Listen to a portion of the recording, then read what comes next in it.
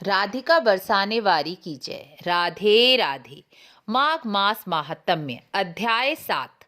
7वें अध्याय में भगवान दत्तात्रेय जी ने राजा सहस्रार्जुन को माघ मास का महात्म्य बताया है, वही आज मैं आपको सुनाऊंगी।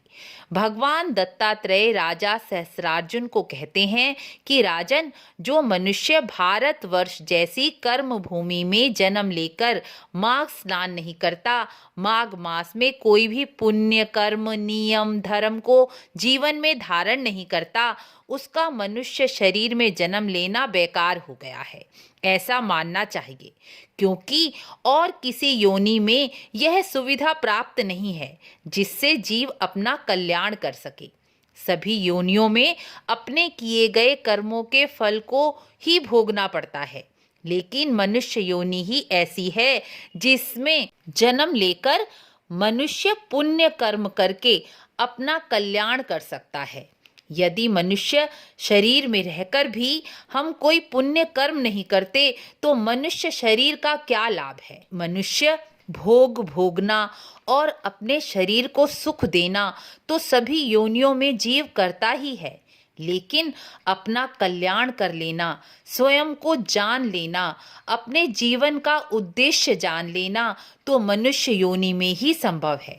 जो मनुष्य अपने सुख और स्वार्थ के लिए कर्म करते हैं वह पशु के समान माने गए हैं, क्योंकि पशु ही केवल अपने सुख और शरीर के लिए भोग भोगता है अर्थात कर्म करता है। जो मनुष्य माघ मास में कुछ न कुछ धर्म के नियम धारण करते हैं, जैसे स्नान करते हैं, दान करते हैं, नाम जप करते हैं, एकादशी व्रत करते हैं, वह नरकों में कभी नहीं जाते और ना ही नीच योनियों में जन्म लेते हैं। इसलिए माघ मास में कुछ न कुछ धर्म के नियम जरूर धारण करने चाहिए।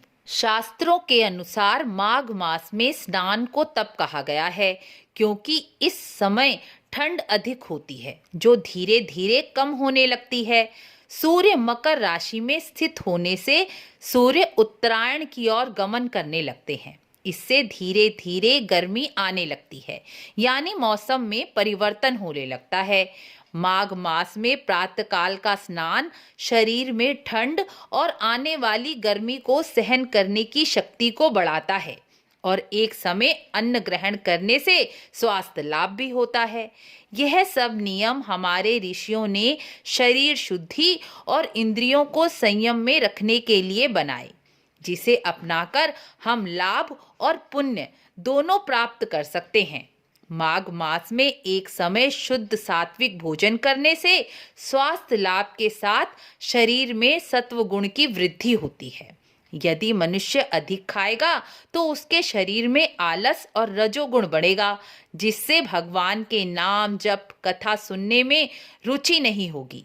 दत्तात्रेय जी कहते हैं, माघ मास का पुण्य चारों युगों में समान फल देने वाला है।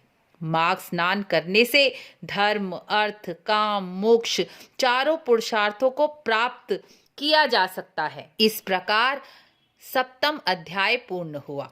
माघ मास का 7वां उपाय इस प्रकार है। माघ मास में मूली का सेवन नहीं करना चाहिए। शास्त्रों के अनुसार माघ मास में मूली खाने से मदिरा पान करने का फल प्राप्त होता है।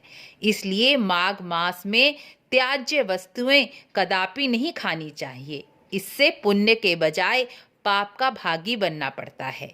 आपको वीडियो अच्छी लगी हो तो लाइक शेयर ज़रूर करें।